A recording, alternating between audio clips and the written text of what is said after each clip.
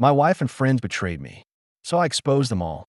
The hum of the ceiling fan barely cut through the oppressive silence in the room as David zipped the last compartment on his duffel bag. He stood back, hands on his hips, staring at the packed gear as if it might speak to him, offer some reassurance, maybe a sense of purpose. But it didn't. It sat there, still and silent, like everything else in his life lately. The fishing trip had always been something he looked forward to. Every spring for the past 15 years, David and his three childhood friends, Kenny, Don, and Roger, would take a week-long trip to a secluded cabin in the woods of Oregon. No cell signal, no office calls, no obligations. Just whiskey, stories, and the quiet rhythm of casting lines into the still, glassy lake.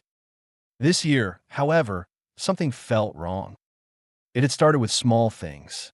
Kenny bailed first, claiming a critical meeting on Monday he couldn't reschedule. Then his wife, Pam, said she wouldn't come either. No sense in going up without him. Don followed soon after, announcing he had a last-minute board meeting on Friday and needed to cut the trip short. His wife bowed out as well. Roger and his wife, Melissa, were silent about their plans until Becky, David's wife, mentioned casually that all the wives had decided to skip the trip altogether. "Just the boys this time," she had said, placing a plate of scrambled eggs in front of him. "You could use the break." He should have noticed the odd tone in her voice then, but he was too distracted by work emails and the weight of everyday routine. Now, as he stood in the garage beside his truck, he stared down at the gear he had meticulously organized: rods, reels, a battered old tackle box that still smelled faintly of the lake, and a cooler half-stocked with beer. The familiarity of it should have comforted him. Instead, it unsettled him. David remembered how the trips used to go. They'd laugh until their stomachs hurt, reminisce about high school parties and near arrests, and spend long nights watching the stars shimmer over the water. The wives had always come too, making it a full gathering. Meals shared by firelight, poker games until dawn, and if he was honest, some of the best sex he'd ever had with Becky came during or just after those trips. It was like the forest air woke something primal in her. But this year, that spark felt forced. In the past week, Becky had been uncharacteristically affectionate. She initiated sex more times than David could count. It was almost as if she was trying to make up for something, or worse, distract him. He thought back to Thursday night. They had just finished packing the last few items when Becky poured herself a glass of wine and sat across from him in the living room. Her fingers toyed nervously with the stem of the glass. Her eyes were hesitant, glistening, not with tears but something else. Guilt? Fear? "Darling," she had said softly, "I need to talk to you about something serious." David could still hear the tremor in her voice. He hadn't said much then, just nodded, swallowed hard, and let her speak. That conversation had shattered him. Now he was expected to go on this trip like nothing happened. Like his wife hadn't just told him she was sleeping with someone else and expected him to be okay with it. He closed his eyes and ran a hand down his face. The fishing rods rattled as he shoved the bag into the truck bed a little too hard. From the kitchen window, Becky watched him. Her eyes followed his every movement, though her expression was unreadable. She didn't come out to say goodbye. She didn't hug him like she used to. She just watched, like someone who'd already made peace with what she'd done. At 5:37 p.m., David pulled into the parking lot of their traditional meetup spot, Denny's off Route 17. Roger and Don were already there, laughing as they loaded their gear into the back of Don's SUV. From a distance, it looked like any other year. But as David walked toward them, he could feel the tension under the surface, like a wire pulled too tight. "Dave," Roger greeted, slapping him on the back with the kind of cheer that sounded a little too rehearsed. "Man, you're looking tired. Becky keeping you busy, huh?" Don laughed, but there was a flicker of something in his eyes. Something David hadn't seen before. "I'm fine," David said flatly, loading the last of his stuff. He felt it in his bones. Something had changed. This wasn't going to be like the other trips. But he said nothing. Not yet. He climbed into the truck, buckled in, and told himself to act normal. At least until he figured out what the hell was going on. For now, he would play along. Let them think he was clueless. Let them believe he'd swallowed Becky's lies. But inside, something had started to shift in David. Something slow and dangerous. Not quite rage. Not yet. It was the cold, calculated quiet of a man who decided he wasn't going to be anyone's fool. Not anymore. The house was quiet, eerily quiet. David sat in his office, the amber glow of his desk lamp casting long shadows across the cluttered desk. A cold beer rested in his hand, the condensation forming a ring on a stack of fishing magazines. He had just finished organizing his tackle box, half distracted, his mind already floating upriver to the cabin, the lake, and the rhythm of casting lines and shooting the breeze with his friends. But something wasn't right. For the past week, Becky had been unusually, intensely affectionate. She initiated sex almost every night, sometimes twice, her body hungry in a way it hadn't been in years. At first, David had welcomed it. Who wouldn't? But somewhere in the back of his mind, a quiet voice whispered that it was all too sudden, too desperate, like she was trying to smother guilt with passion. Now she entered the room quietly, barefoot, holding a large glass of red wine in one hand. Her blonde hair was tied back, and she wore his favorite soft, gray sweater, the one she only wore on quiet nights when they used to curl up and watch movies. She looked beautiful, but also haunted. "David," she said softly, almost like a sigh. He looked up from his beer.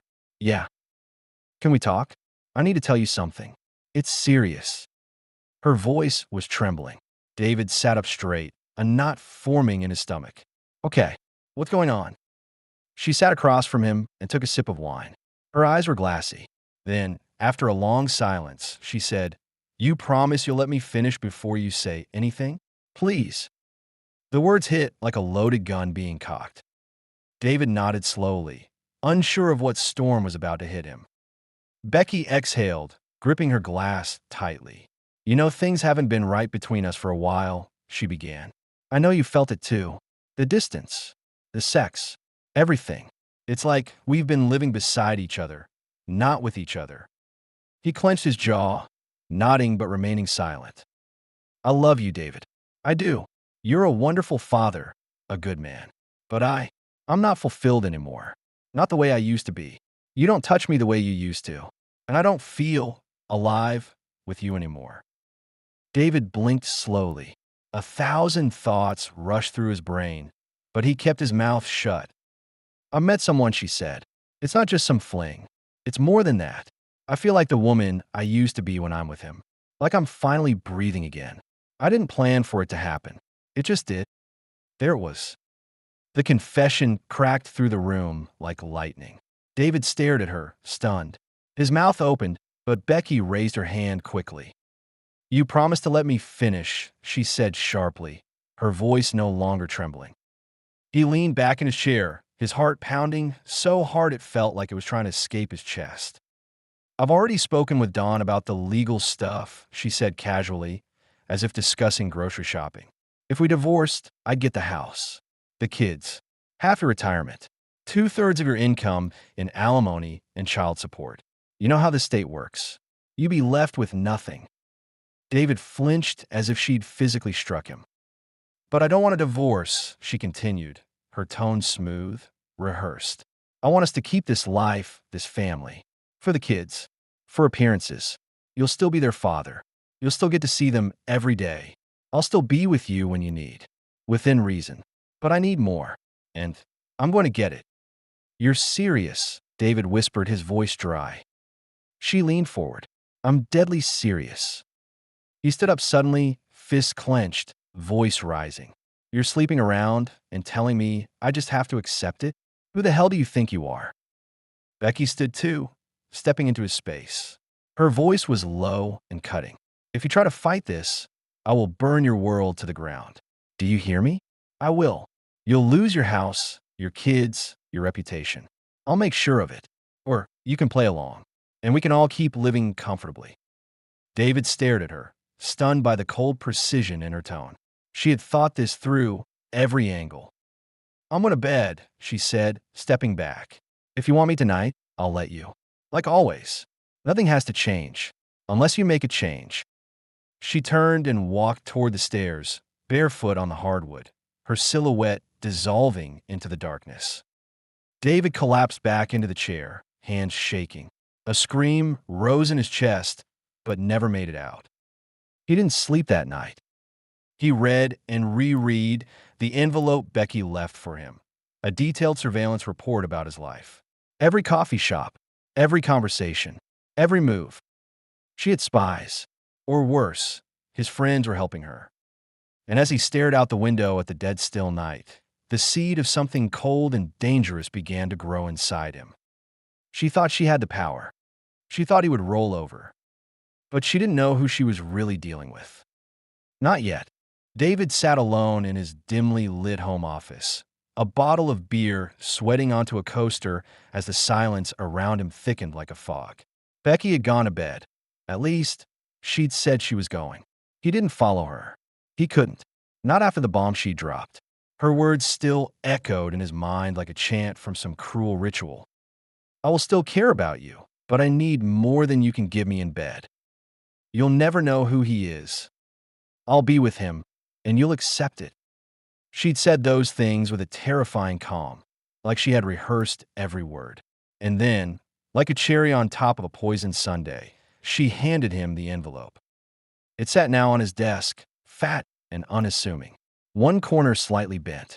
His name scrawled across it in Becky's handwriting, a handwriting that once doodled love notes in his lunchbox. His fingers hovered over it.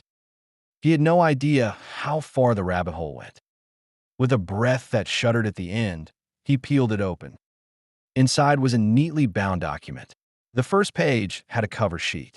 David, 30-day activity log, prepared by Verified Intel Solutions. Commissioned, confidential client. His name, not Mr. Henderson, not David Henderson, just David, like it was a diary someone else had written for him. He turned the page.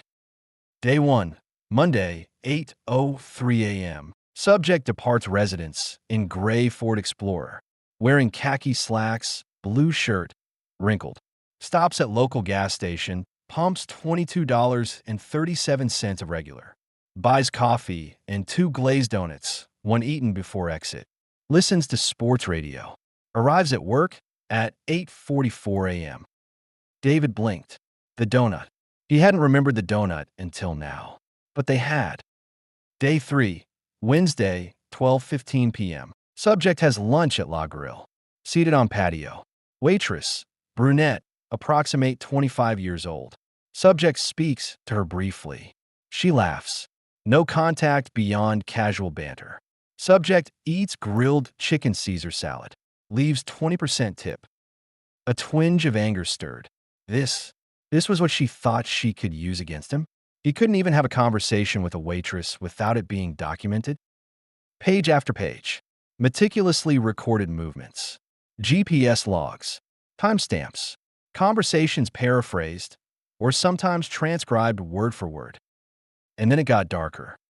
Day 10, Saturday, 2:36 p.m. Subject visited Best Buy. Examined several wireless routers and home security cameras. Did not purchase. Took photo of model Nestcam IQ Indoor with smartphone. Purchased AA batteries only. Total purchase, $9.83. David's heart started to pound. That was the weekend he considered installing cameras in the house. He had only looked, hadn't even bought anything. And yet here it was, as though someone had followed him through the store. He flipped the page faster now, every sentence adding bricks to a growing wall of dread. Day 14, Tuesday, 9:14 p.m. Subject is heard speaking to friend Kenny on phone. Discusses upcoming fishing trip. Expresses excitement to get away from it all. Mentions wife Becky only once.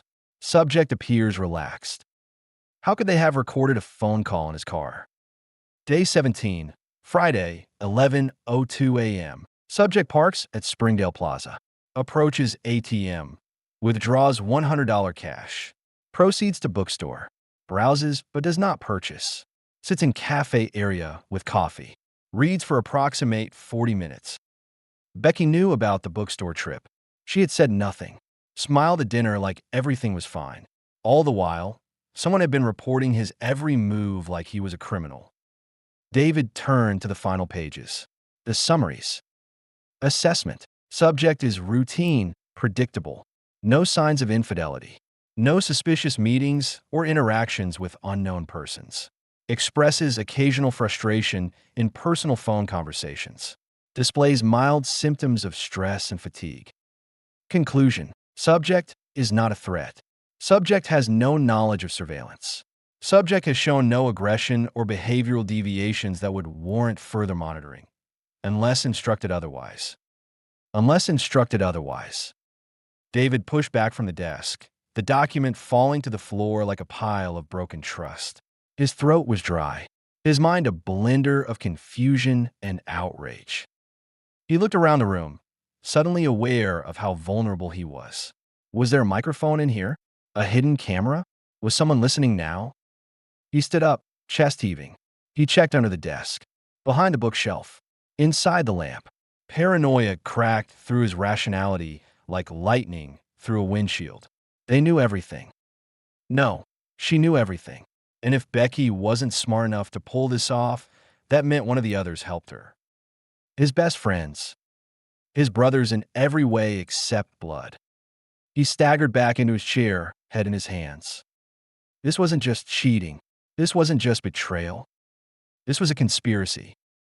And David? He was the puppet who just found the strings. But as the hours crawled by and night gave way to dawn, his anger cooled. Or replaced it was colder, sharper. Resolve. If they thought he'd sit quietly while they played games with his life, they were wrong. They had watched him, studied him, but they hadn't seen what was now in his eyes. And they'd never expect what he would do next. The engine purred beneath David's hands as he pulled into the Denny's parking lot.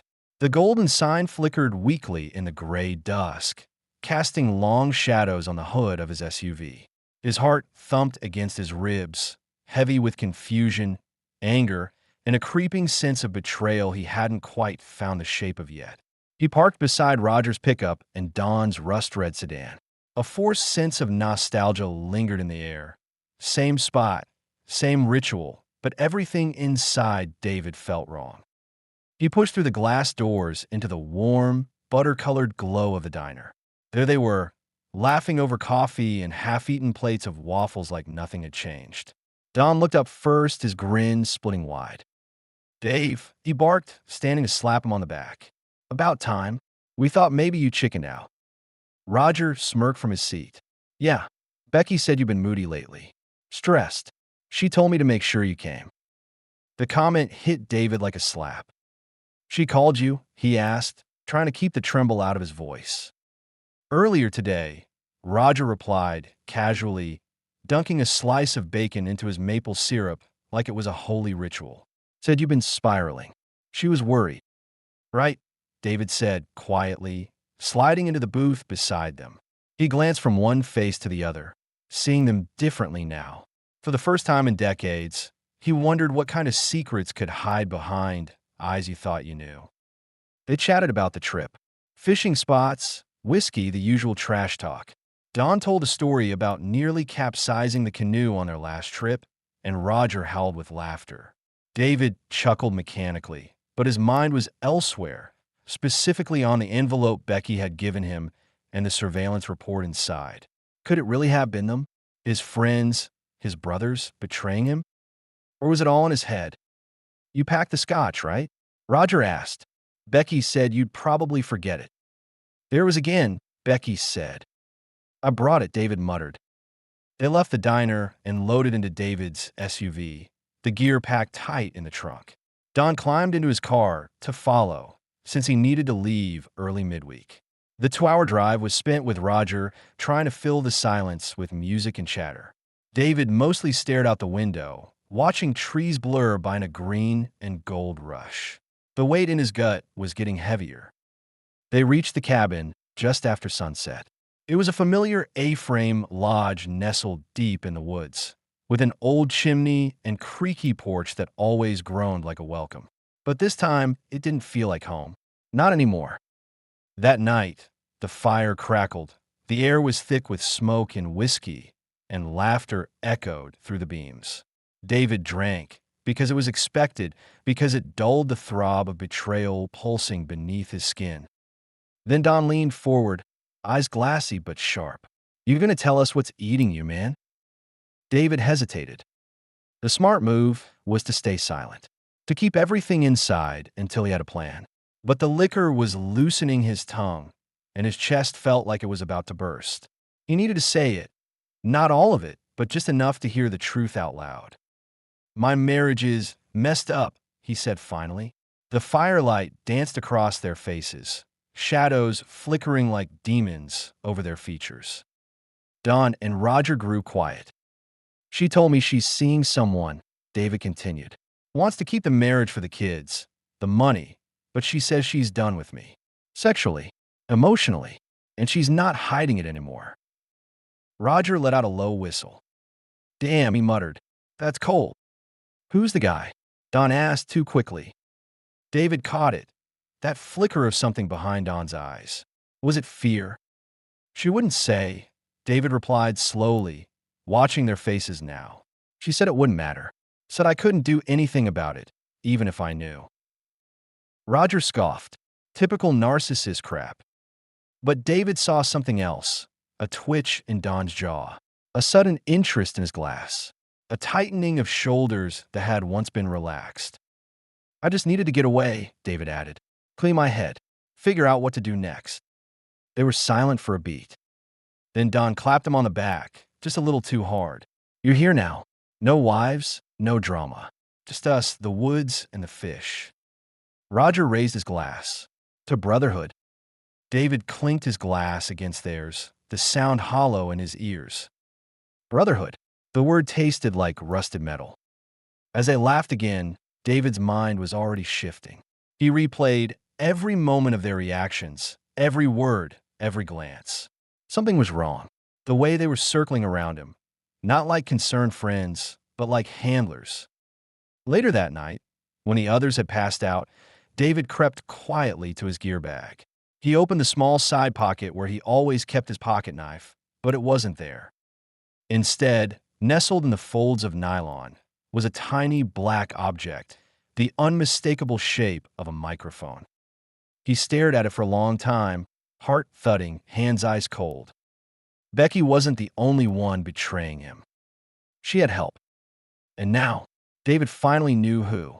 The cabin groaned with the weight of early spring winds as David stood in front of the stone fireplace, staring into the half-lit embers that refused to die. The fire sputtered like his sanity, like his trust. Outside, a veil of mist crept through the towering pines, wrapping the forest in a silence too thick for comfort.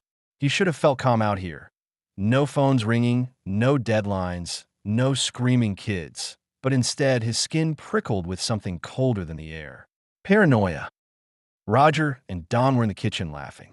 Their voices rose and fell with exaggerated ease. Too casual, too familiar. David glanced over. Don poured whiskey into 3 glasses, grinning like they were all still in high school, sneaking liquor behind the football bleachers. Roger met David's eyes and nodded toward the table. "Come on, brother. This one's for you. Becky said you've been working like a madman. You earned this." Becky said. There was again her name, their closeness, the insinuation. David approached slowly, forcing a smile as he took the glass. The whiskey burned going down, but it wasn't the drink that left a bitter taste in his mouth. "You've been quiet, man," Don said, sitting down across from him, his chair creaking under his bulk. "Everything okay?" David hesitated. For a moment, he wanted to stay silent, to keep his cards close. But the pressure had been mounting like steam in a sealed pipe, and these were his oldest friends, right? He exhaled and set the glass down. "You ever feel like you're being played?" he asked. Roger cocked his head. "Played? Like how?" David laughed, but there was no humor in it. "Like the people closest to you are smiling to your face while screwing you behind your back." Don shifted in his seat. "Whoa, what's going on, Dave?" And just like that, it came out. Not all of it, not everything, but enough. Enough about Becky's sudden confession, her arrangement, her threats about custody and court. Enough to let them know his marriage was teetering on the edge of a razor. He didn't mention the report, the surveillance, the inch-thick dossier Becky had handed him. That was a card he was keeping for himself. Roger whistled, shaking his head. Damn, man, that's a lot. Don leaned forward, eyes narrowed. Are you saying she's got someone else? Like now? David nodded slowly. Yeah, that's exactly what I'm saying. But she won't say who. Just that she's been seeing him for a while. That I can either accept it or she'll burn me to the ground. Silence fell over the table like a heavy shroud. Don poured another round, trying to look thoughtful, but David caught the flicker of something else behind his eyes. Was it guilt or something worse? Roger was the first to break the silence. Look, I'm not saying I agree with what she's doing, but maybe she's just having a breakdown, right? Stress? Hormones? Women go through things we'll never get. David stared at him. Hormones? That's all they had to say. That was the response to his world unraveling. He didn't say anything more. Not then. Not when they changed the subject. Not when the laughter returned to the cabin like nothing had happened. But he felt it, that twinge in his gut, the way the air changed. Something was off. That night, long after the others had gone to bed, David sat on the cabin's wooden porch, phone in hand, scrolling through the photos of his children. He paused at one of Becky and the kids in the backyard, all smiles and sunlight. It felt like another lifetime. Then his phone buzzed. A voicemail. From Becky. His thumb hovered over the screen before pressing play. Well, honey, my sources tell me you got some really good advice from Don last night. I hope you're going to use it. David froze. I love you, and you're too good a provider and father to lose. But if you do something crazy, I can let you go and still take good care of the kids. Now have some fun. I'll talk to you soon. Click. His stomach twisted into a cold knot. His mouth went dry. How? There was no cell reception in the cabin. No landlines. And yet, Becky had somehow heard the conversation. Every word. He turned toward the door and stared into the dark cabin behind him. There was a bug. There had to be. And if there was a bug, who planted it? A chill ran down his spine.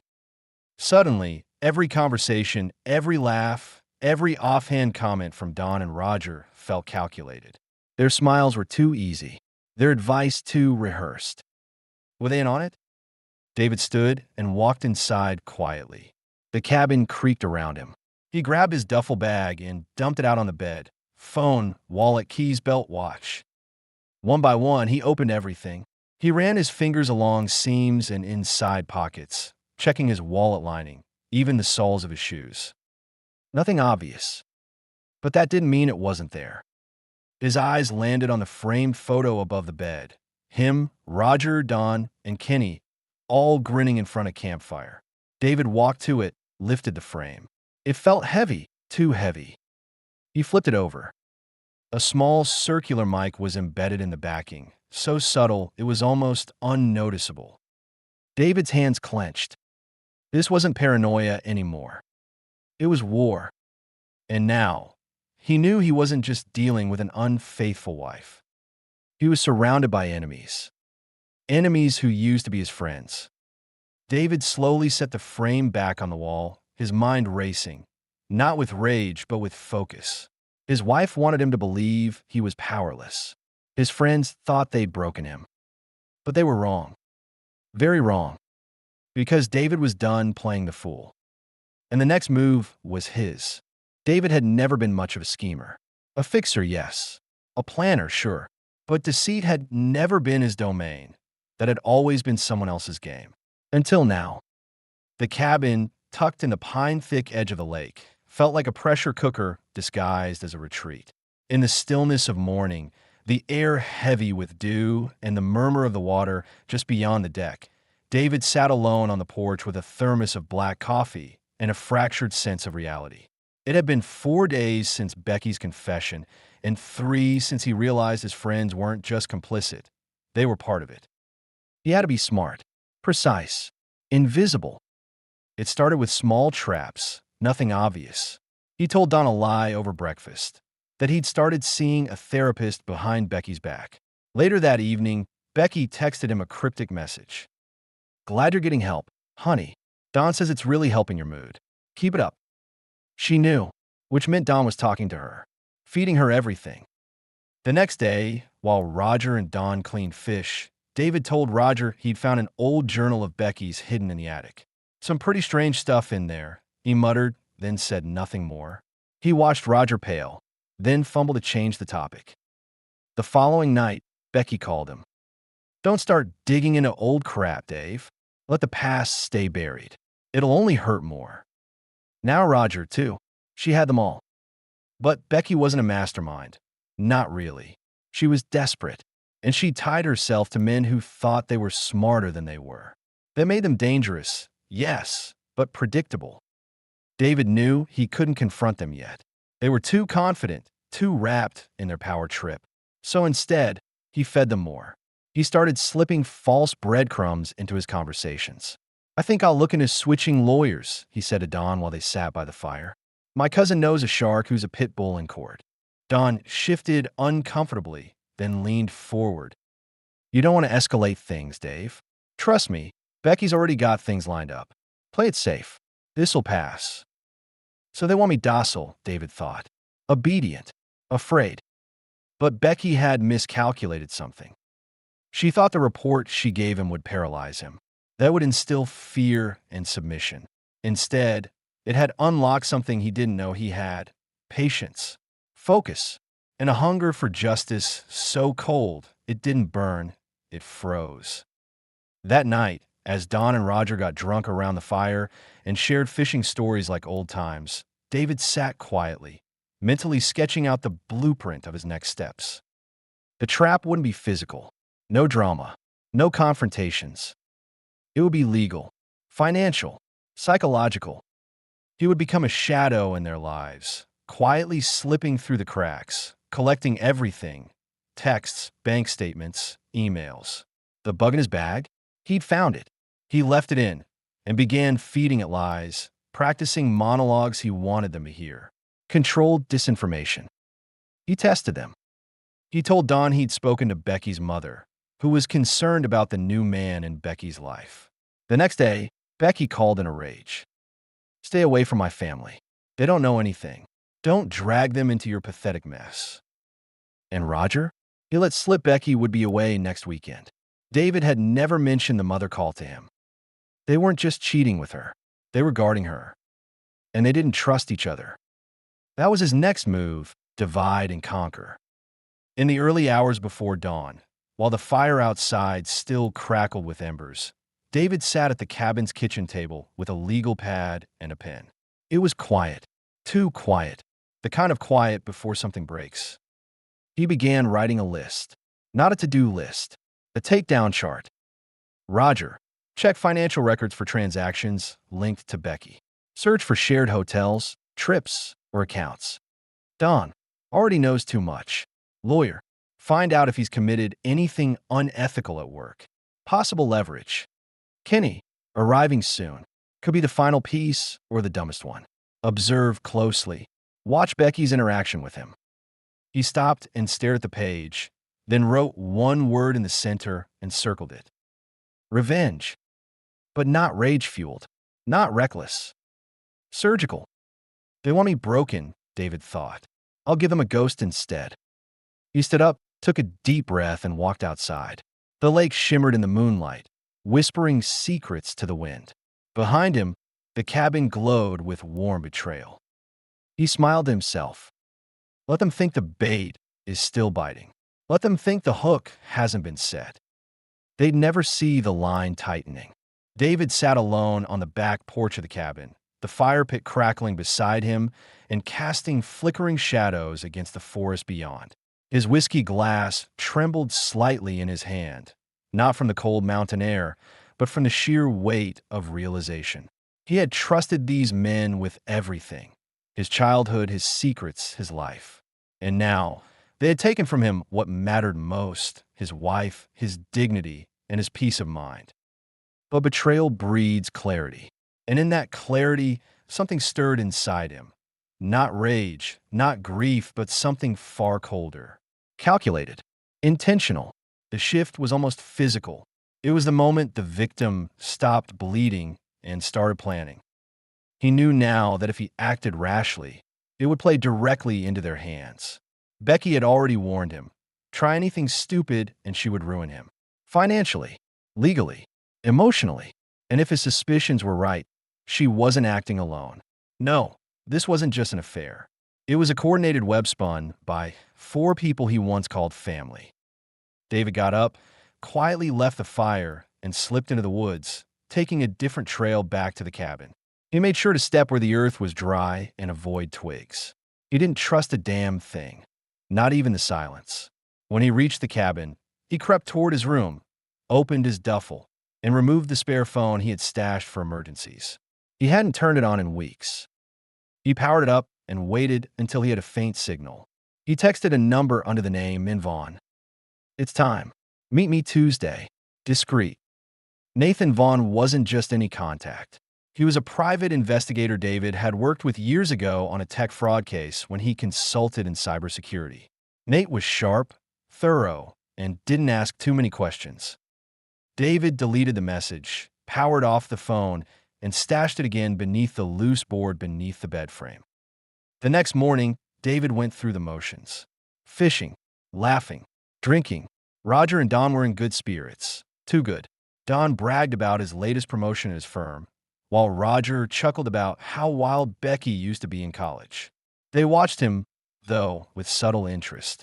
Every time he looked at his phone, every time he disappeared to the bathroom or wandered near the woods. He could feel it now, the observation. They were studying him like prey. They weren't worried he might crack. They were worried he might act. So he gave him nothing. For the next 2 days, David played the role of the heartbroken husband trying to make peace with a situation beyond his control. He made jokes, drank more than usual, and kept up with the illusion. But every night, after everyone went to bed, he slipped out with a notebook and flashlight. He recorded everything. Times they left the room, odd conversations, any signs of communication. On the 4th night, he planted a small listening device under the coffee table in the living room. A backup device, one that recorded locally instead of transmitting. The next morning, he faked a migraine and said he needed to head into town for some medicine. Instead, he drove 40 miles east to a neighboring town and met Nate Vaughn in the parking lot of a bait shop. They exchanged a silent nod and drove to a small diner nestled off a back road. Nate listened quietly as David poured everything out. Becky's confession, the envelope of surveillance, her threats, and the strange reactions of his lifelong friends. You ever think maybe this wasn't just Becky's plan? Nate asked over coffee. David shook his head. It's all too organized. She's not that strategic. She's emotional, but this was orchestrated. Nate nodded. You don't build a case around betrayal. You build it around exposure. Let me handle the details. I'll track their financials, their phone records, public surveillance. If they're working together, someone left a trail. David leaned back, feeling the tension in his shoulders begin to ease for the first time in days. I need to know everything, who they are when I'm not looking, and I need leverage. You'll get it, Nate said, sliding a burner phone across the table. Keep this with you. I'll update you through this only. Do not text me from your own phone. Don't Google anything. Don't slip. I won't, David said with quiet certainty. Back at the cabin that night, Don and Roger suggested a drinking game to raise his spirits. David played along, laughing harder than he had in years. He made sure to look like he was finally loosening up. He even toasted Becky with a smirk, pretending her new sexual awakening was something he could joke about now. In truth, he was learning their rhythms, their tells. When they got too drunk, Roger's hands twitched. Don became overly complimentary, trying too hard to seem sincere. But the real clue came when Don slipped up and mentioned a detail about David's conversation with Becky, a detail David hadn't told them. That meant Becky wasn't the only one bugging him. She was sharing the information. Don had access. That was confirmation. They were all in on it. But soon, they'd realize they had miscalculated. David wasn't weak. He wasn't broken. He was simply biding time. That night, alone again with his thoughts and the sound of wind rustling through pine trees, David flipped open his notebook and turned to a fresh page. At the top, he wrote one word in bold ink: payback. And beneath it, he began listing names: Becky, Don, Roger, Kenny. A smirk crept across his face as he wrote the final name. Then he began outlining their undoing. David stood in his garage, the late autumn wind slipping in under the roll-up door as he stared at the glowing screen of his laptop. The only sound was the hum of the overhead light and the occasional rustle of leaves outside. It had been nearly a month since Becky's shocking ultimatum. Since then, David had kept up the charade, attending dinners, smiling when needed, pretending to accept the sick arrangement his wife had proposed. But beneath that calm exterior, David had been busy. He had hired someone outside of Becky's circle, someone quiet, relentless, and discreet. Her name was Karen Rowland, a former NYPD investigator who now worked as a private detective. She had a reputation for two things: uncovering buried truths and staying silent. He had given her one instruction: find out everything, everyone involved. Don't tell me until you have it all. And today, she was ready. At 3 p.m. sharp, David met Karen at an empty diner on the edge of town, one of those places that smelled of coffee, grease, and forgotten stories. She wore a black trench coat and thin-rimmed glasses, her face unreadable as she slid a manila envelope across the table. Start reading, she said, but you want to brace yourself. David opened the file and flipped through pages of photographs, screenshots, spreadsheets, each piece of evidence more damning than the last. The betrayal ran deeper than he thought. Roger hadn't just slept with Becky. He'd been coordinating with Don and Kenny for over a year, passing her between them like a shared secret. There were encrypted group chats between the three men, jokingly titled The Brotherhood. In those messages were times, locations, sexual conquests detailed like trophies. Becky, it turned out, was willingly complicit, but also completely unaware of how much they were manipulating her. They called her names behind her back, described her body in detail, graded her performance, joked about how easy it was to keep David under the leash. Don, the lawyer friend, had drawn up legal options for Becky should David resist. But here was the twist. Don had also embezzled thousands from the firm they both worked for. Karen had found financial discrepancies hidden under false client accounts and invoice duplications. And here's the kicker, Karen said, her voice like sandpaper against stone. He used your fishing cabin as a laundering location. Fake meetings, expense write-offs, everything. The tracker was real. Becky had indeed been monitoring David, but the device wasn't in his wallet or phone. Karen had found a small, almost invisible tracker sewn into the lining of his favorite coat, one Becky insisted he bring on the trip. There were also microphone bugs embedded in the lining of his duffel bag and the collar of one of his fishing hats. This isn't Becky's work, Karen said. She's the bait, not the mastermind. My guess? Don. David felt his chest tighten. Kenny, he asked. Karen nodded. He was the one who brought Becky into the affair first. The other two followed. But it goes deeper. He's been using Becky to blackmail potential clients. Sex, photos, pressure. Your wife didn't know that part. Not yet. The plan wasn't just about sex. It was about power. David's stomach turned as he read through the report. The three men had used Becky as a tool for control, amusement, and ultimately to break David down. But their biggest mistake? They assumed he wouldn't fight back.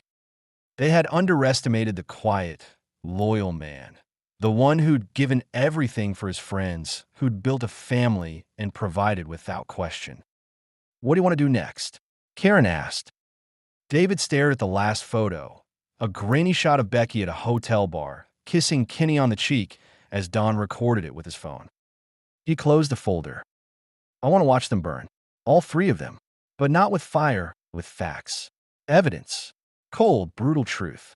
I want them to lose what they love most. Karen smiled thinly. Then we're going to need to move carefully. No more leaks. We start isolating them one by one. You up for this? David met her gaze, his voice calm. I've never been more ready in my life.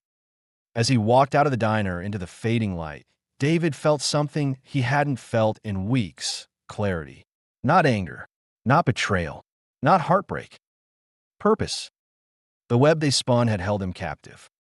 Now, he was to tear it apart, strand by strand. And none of them would see it coming. The storm was quiet. David sat at his desk, hands folded, watching the rain slide down the window like slow tears. The silence of his home felt different today. Not hollow, not aching, but like the calm before a strike. The gears were in motion. The players were in place. The truth, ugly and twisted, had taken root. Now, it was time to let it bloom into chaos for them. He glanced at the manila folder on the desk. Inside were the pieces of a puzzle no one thought he could solve. Surveillance footage, text messages, screenshots, voice recordings, bank transactions, hotel receipts, 3 of his best friends, 1 wife, and a betrayal so layered, so rehearsed, it had taken months to untangle. But he had. Every knot, every lie. His phone buzzed once. A message from his attorney. All 4 packages delivered. Confirmed. He exhaled. That was it. No going back now. Don was at work, polished sharp, still oblivious, when the internal audit team from corporate walked into his office, flanked by 2 security guards. He barely had time to close his laptop before they handed him a letter and a flash drive. We received evidence of fraud, the lead auditor said coldly. What are you talking about? Don tried to smile, keeping his composure. This is ridiculous. Who? Save it for your lawyer, the man replied. Your access is revoked. You're to leave the premises immediately. Inside the envelope was proof of expense manipulations, off-the-books transactions, and fake consulting payments to a shell company Don had quietly created. David's private investigator had followed the money trail like a bloodhound. Every file had been copied, every transfer time-stamped, and all of it was delivered straight to the company's legal team. Don's fall from grace happened in under an hour. When he stepped outside, it was raining. The same sky David had watched now poured down on a man who once thought he was untouchable. Roger was in his garage, polishing his vintage car when his wife, Melissa, walked in holding a silver USB. Did you know this was in the mail this morning? He turned, curious. No, what is it? Someone mailed it anonymously. Just said for your eyes only. So I plugged it in. Roger's smirk vanished. Melissa's hands were shaking. There were pictures, Roger, of you, with Becky, with someone else, hotels, texts. You've been screwing not 1, not 2, but 3 women behind my back. Melissa, I can explain. No, you won't. You're going to pack your things and leave. I already called my lawyer. The USB was another one of David's quiet knives. It held enough to end Roger's marriage, to expose the facade of the faithful family man. All he had to do was dig into the cloud backups Roger didn't think to protect. And David did, with receipts. Roger tried to stop her at the door. Melissa slapped him across the face so hard, he staggered into his tool shelf. That was the last time he saw her. Kenny had always been the quiet one, the thinker, the planner. He didn't see the blow coming. Not until he arrived at the cabin late that night, just as he'd planned, and found David waiting on the porch. Alone. Thought you were showing up midweek, David said calmly. Things changed, Kenny replied, setting his bag down slowly. Where are the others? They're not coming, David said. It's just us tonight. Thought we could talk. Kenny froze. His face, usually unreadable, twisted just for a moment. He tried to hide it, but David saw it. That flicker of guilt, of fear. I know, Kenny, David said, stepping forward. I know everything. Kenny opened his mouth, then closed it. I trusted you, David continued, voice low. We were brothers. We bled together, grew up together, and you stabbed me for her. Kenny didn't deny it. David didn't hit him. He didn't scream. He just handed him a letter, an affidavit signed by the PI, a folder full of photos, and a pre-drafted legal notice. "I'm giving you a choice," David said. "Confess to Becky. Walk away from her. Cut ties with the other two. And I won't press charges for what you did at the company with Dawn." Kenny stared at the paper in his hands. He was cornered. "You're blackmailing me," he muttered. "No," David replied. "I'm cleaning house." He walked back inside, leaving Kenny on the porch, rain beginning to fall around him.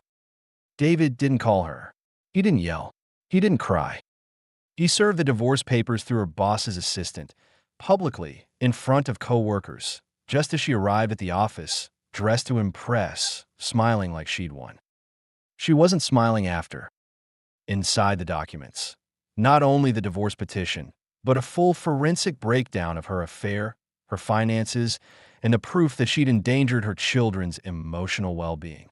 Included were witness statements from Dawn's and Roger's wives, who were now furious and more than willing to testify.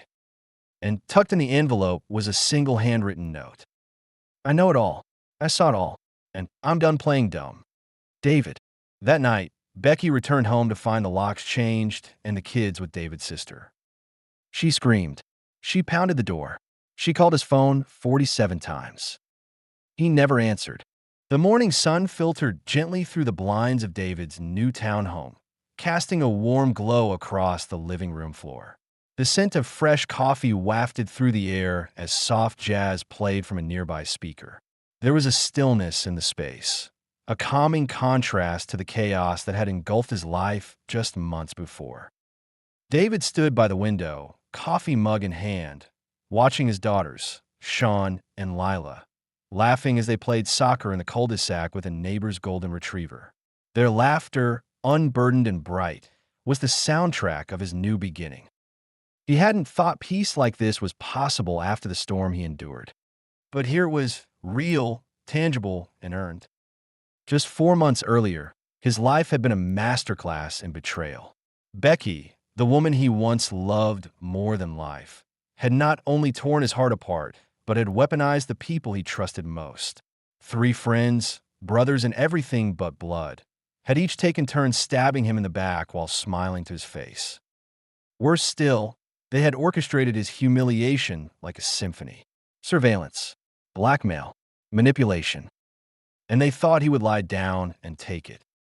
But David had never been that man. The final moves of his quiet revenge played out with the precision of a chess master. Becky, once so smug and secure in her plans, had been served divorce papers in the most unexpected of places, at the door of a luxury spa retreat she had gone to with Dawn. The look on her face, captured in full color by the private investigator, was priceless. Shock, confusion, then a dawning horror as she read the evidence-laden packet. Photos, emails, voice recordings, bank transfers, everything. Roger's wife, Melissa, received an anonymous package with a sweet handwritten note. "The truth has been whispering. Time to listen." Inside was a flash drive with footage from hidden cameras David had planned a week before. The first file was dated the night before the fishing trip, a clear recording of Roger kissing Becky in David's own living room. As for Dawn, David didn't even have to touch him. He simply handed the PI's report on Dawn's embezzlement over to Dawn's employer's compliance department with an anonymous tip. Within days, Dawn was escorted out of the building under investigation, his career in finance ruined. Kenny? He was the only one who hadn't joined in the betrayal, but he'd known. He'd stood by and let it happen. David had sent him one message. "Silence is complicity. We're done." Now life was simple. The courts had awarded David joint custody after the damning evidence of Becky's manipulations and unstable conduct. Her insistence on shared freedom with multiple men had backfired. She'd expected him to go mad, lash out, or crumble. Instead, he'd remain calm, meticulous, dangerous. The judge had seen through the facade. The marital home was sold. David used his half of the proceeds to start fresh. A smaller place, but his. Peaceful, clean of memories. His consulting business was thriving. Freedom had sharpened his focus. Every day, he woke up without dread in his chest. No more pretending. No more paranoia. No more lies. Just possibility. David walked out onto the porch, coffee still in hand, and sat in the chair overlooking the street. His daughters waved at him, their cheeks flushed with joy. Lila ran over, breathless. "Dad, we're making pancakes later, right?" "Of course," he said, brushing a strand of hair behind her ear. "With extra chocolate chips." She beamed and ran back to the game. Inside the house, his phone buzzed. A message from Sophie, an old acquaintance who had once been a friend of Melissa's. They'd run into each other at a bookstore last week, and since then had exchanged a few light-hearted messages. She was kind, intelligent, and carried a quiet strength that intrigued him. "Still on for coffee Sunday? Looking forward to hearing how the fishing trip really ended." Winking face. David smiled. Maybe, just maybe, it was time to open the door to something new. He took one last sip of coffee, watching the sun rise higher over the horizon. The past was behind him, shattered illusions, twisted friendships, and a marriage built on lies. But ahead, freedom, truth, and a life that finally belonged to him. He wasn't a victim anymore. He was the author now, and his next chapter was just beginning.